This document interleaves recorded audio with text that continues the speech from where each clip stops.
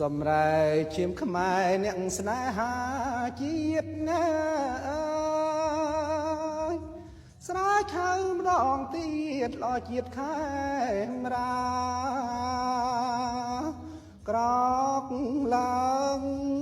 កូនខ្មែរស្រុកស្រែចំការជួយវាយប្រហាចោលបំផ្លាញជាតិណាកុំចាត់ឲ្យអស់ឈាមថោកចំហើយកុំបោះ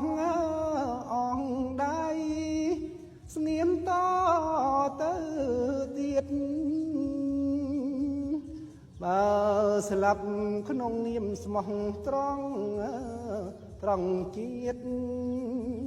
ស្លាប់10 ដងទៀតរត់តែប្រសាបានសូមជូនពរដល់សប្បុរសជនបាទដែលបានឧបត្ថម្ភដល់រូបខ្ញុំបាទ